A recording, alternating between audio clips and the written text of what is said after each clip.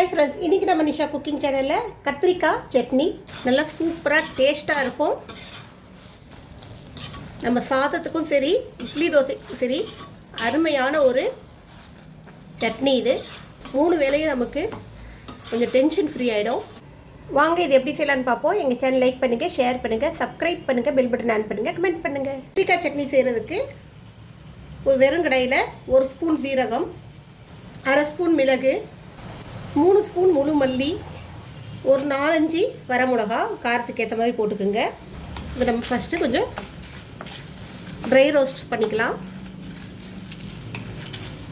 இப்போ இதில் 1 ஸ்பூன் அளவுக்கு எள்ளு சேர்த்துக்கலாம்.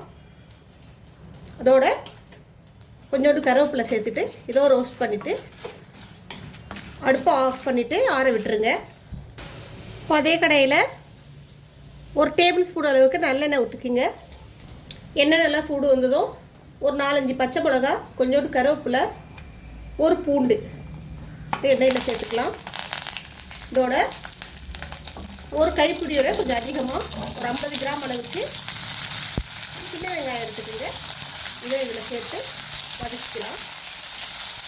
இப்போ இதோட ஒரு பெரிய சைஸ் தக்காளியை கட் பண்ணி போட்டுக்கோங்க. அதையும் சேர்த்து வதக்கிக்கலாம்.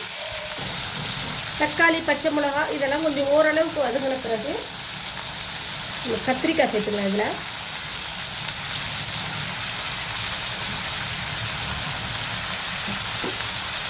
கத்திரிக்காய் நீங்கள் எந்த அளவுக்கு வேணுமோ அந்த அளவுக்கு சேர்த்துக்கலாம். நான் ஒரு 4 கத்திரிக்காய் இந்த மாதிரி 4ஆக கட் பண்ணி வச்சுருந்தேன். இதை சேர்த்துட்டேன். இப்போ இந்த எல்லாமே சேர்ந்து கொஞ்சம் நல்லா சுருண்டு வதங்கி வரணும். இப்போ இது வதங்கிறதுக்காக உப்பு சேர்த்துக்கலாம். இந்த கத்திரிக்காயெல்லாம் நல்லா வதங்கிடுச்சு. இப்போ இந்த ஸ்டேஜில் சின்ன எலுமிச்சம்பழம் அளவுக்கு புளி கரைசலை எடுத்து இதில் ஊற்றிடுங்க. 1 ஸ்பூன் அளவுக்கு மஞ்சள் சேர்த்துக்கலாம். இதை கொஞ்சம் நல்லா வதக்கிடுங்க. இட்லி தோசைக்கு தொட்டுக்கலாம். சாதத்தோட நல்லா சுட சுட சாதத்தோட இதோட கொஞ்சோண்டு நெய் சேர்த்து சாப்பிட்டோன்னா அவ்வளோ சூப்பராக அவ்வளோ அட்டகாசமாக இருக்கும். ஒரு டிஃபன் பாக்ஸுக்கு லஞ்சுக்கு எடுத்துகிட்டு போகலாம். நல்ல டேஸ்டான சட்னி. நைட்டு டின்னருக்கும் நம்ம இதை யூஸ் பண்ணிக்கலாம். மத்தியானம் லஞ்சுக்கும் யூஸ் பண்ணிக்கலாம். காலைல டிஃபனுக்கும் யூஸ் பண்ணிக்கலாம். 3 உருளை வச்சோம்னா 3 வேளையும் நமக்கு கொஞ்சம் டென்ஷன் ஃப்ரீ ஆகிடும். இப்போ இதை நம்ம என்ன பண்ண போகிறோம்னா நல்லா ஆற விட்டு மிக்சியில் போட்டு அரைச்சிட்டு வந்துட போகிறோம். இப்போ அடுப்பில் கடாய் வச்சுட்டு ஒரு 3 ஸ்பூன் அளவுக்கு நல்லெண்ணெய் ஊற்றிக்கிங்க. நல்லெண்ணெய் இல்லைன்னா ரீஃபைண்ட் ஆயில் கூட ஊற்றிக்கலாம். இப்போ எண்ணெய் நல்லா சூடு வந்ததும் 1 ஸ்பூன் கடுகு தம்பருப்பு சேர்த்துங்க.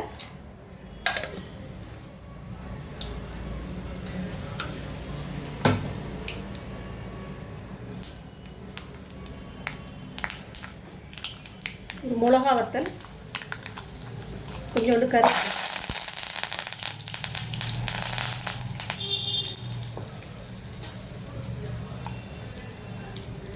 இப்போ இதில் நம்ம அரைச்சிட்டு வந்த கத்திரிக்காய்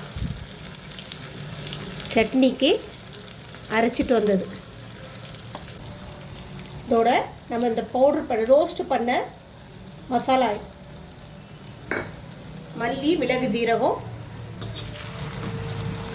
இதோட கொஞ்சோண்டு எள்ளு, வரமிளகா, கருவேப்பிலை இதெல்லாம் சேர்த்து அதை அரைச்சிருக்கு. இப்போ இதை நம்ம கொஞ்சம் நல்லா வதக்கிக்கலாம். மசாலாலாம் ஒன்றா சேர்கிற மாதிரி. இதில் நீங்கள் காரத்துக்கு கொஞ்சம் மிளகா பொடி சேர்த்துக்கலாம். ஆனால் நான் சேர்க்கல, ஏன்னா நம்ம ஆல்ரெடி மிளகா வத்தல் போட்டிருக்கோம், பச்சை மிளகா போட்டிருக்கோம். அதே சமயத்தில் மெழுகும் சேர்த்துருக்கிறதுனால காரம் இதில் கரெக்டாக இருக்கும். இப்போ காரத்துக்கு நம்ம தேவைப்பட்டால் காரப்பொடி, மிளகா பொடி சேர்த்துக்கலாம். இப்போ இதில் உப்பு பார்த்து உப்பு சரியாக இருக்கான்னு போட்டுக்குங்க.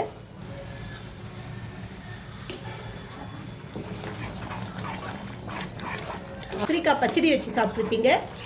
சட்னி வச்சு சாப்பிட்டு பாருங்கள், டேஸ்ட் செம்மையாக இருக்கும். இட்லி தோசைக்கெல்லாம் செம்ம அட்டகாசமாக இருக்கும். இது தொட்டு சாப்பிடும்போது இவ்வளோ அருமையான ஒரு சட்னி. அருமையான இந்த சட்னியை நீங்களும் ட்ரை பண்ணி பாருங்கள், ரொம்ப டேஸ்ட்டாக இருக்கும். ஸோ கத்திரிக்காய் சட்னி எப்படி இதுன்னு சொல்லிட்டு எனக்கு கமெண்ட்டில் சொல்லுங்கள். இப்போ லாஸ்ட் டைம் நான் நெல்லிக்காய் பச்சடி செய்யும்போது இந்த கரண்டியை யூஸ் பண்ணேன். இது வந்து பித்தளை கரண்டி தான். இதை யூஸ் பண்ணக்கூடாதுன்னு சொல்லிட்டு ஒரு சிஸ்டர் சொன்னாங்க. இது எதுக்குன்னு தெரியல, ஏன் இது யூஸ் பண்ணக்கூடாதுன்னு தெரியல. தெரிஞ்சவங்க எனக்கு கமெண்ட்டில் கொஞ்சம் சொல்லுங்கள். ஓகே, இந்த அருமையான சட்னி நீங்களும் ட்ரை பண்ணி பாருங்கள். இந்த ரெசிபியோடு உங்களை சந்திக்கும் வரை உங்களிடம் விடைபெறுவது உங்களுக்கு நிஷா. எங்கள் சேனல் லாஸ்ட் வரைக்கும் பார்த்தவங்க அனைவருக்கும் மிக்க நன்றி. பாய்.